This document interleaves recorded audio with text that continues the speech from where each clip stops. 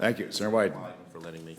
Thank you, Mr. Chairman. Thank you, Mr. Secretary. It's been a long morning, and I've tried to listen carefully on this comprehensive tax reform issue and see if you can sort a little bit of this out for me, if you will. You mentioned 3 times that we ought to have comprehensive tax reform. That's a good thing. And yet, when you look at the budget, it's corporate reform is, in effect, going to come now. That's what's been announced. And individual reform would come sometime later. So corporate reform isn't comprehensive. It's, in effect, piecemeal.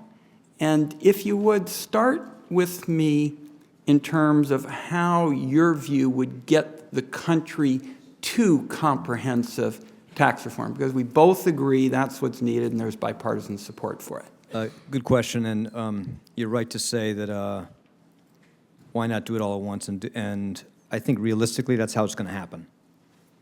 But what we're saying is that we want to provide a little bit more detail in terms of framework for core elements of corporate at this stage. I think that's the best way to start to get the debate going. I think you're right that ultimately, and maybe these things have to happen together. You can't do corporate head of individual. Lots of good reasons for that. You've spoken a lot about that, and you've been a big champion of comprehensive reform. But part of what we're trying to do is to get people to think about a comprehensive approach to improving incentives for investment in the United States. And we think one way to do that is to try to get discussion earlier on how to redesign the corporate tax system to support that objective. But I understand your point that ultimately these things have to go together. Let me ask one other point and then kind of get a sense of what will come next. You also talk about, I think the way you described it, were foundational principles. The foundational principles in 86, I think, still have a lot of support up here in the Congress, bipartisan support. And the idea was to cut brakes on business and individuals, keep a simpler code for both individuals and business, and retain progressivity. What I'm concerned about is that if we're not careful, we could end up with a different foundation. In effect, you would see changes on the business side. You've correctly described you're going to clean out these business breaks in order to have the corporate side.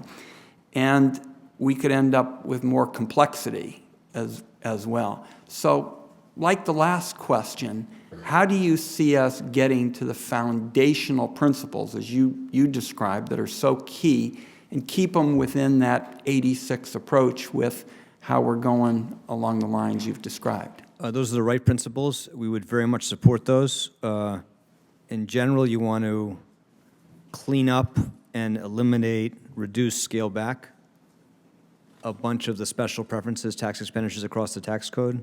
Use those to make affordable a reduction in the overall marginal tax rates, preserve a basic level of progressivity for obvious reasons, and leave yourself a system that's more simple, more efficient, better for growth, easier for people to comply with.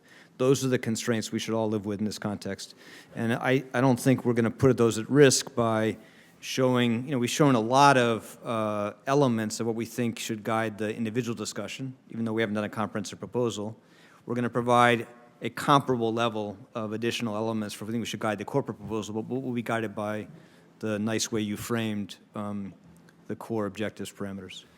The only point I'd make in terms of summing up, the key in 1986 was, of course, the presidential bully pulpit, and that the executive branch, every single time out, talked about how you had to fit the pieces, together. I'm glad you said what you did, that, in the end, it's probably all going to have to come together, but we've got to get that message about 2 hours, earlier, because we've been sitting here, for 2 hours and hashing through all of the specifics in terms of corporate reform and how you'd clean it out and what would go first and the like. And absent somebody, particularly at 1600 Pennsylvania, with all of you that are out and about, the country, it's going to be very hard to build it here. I think we've got a lot to work with. Chairman Baucus, Chairman Camp clearly want to move in this direction.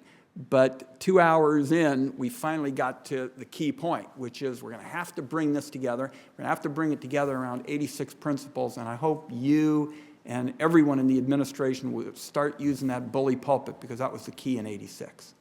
I agree with that, and I think you made the point right. I mean, can I just say one thing, Mr. Chairman, on this? Absolutely. You know this very well, Senator, better than I do. Our challenge here is much greater than it was in '86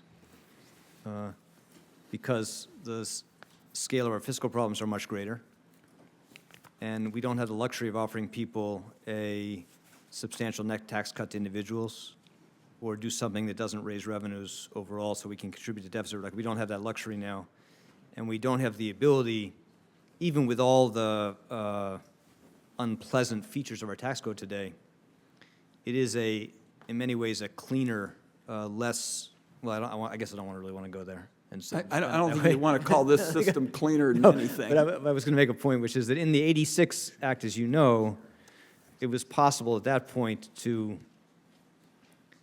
provide individuals, at least at the first stage of that reform, a very substantial net tax cut. Now, President Reagan, to his credit, 2 years later took back about 2/3 of that tax cut because it proved unsustainable, unaffordable.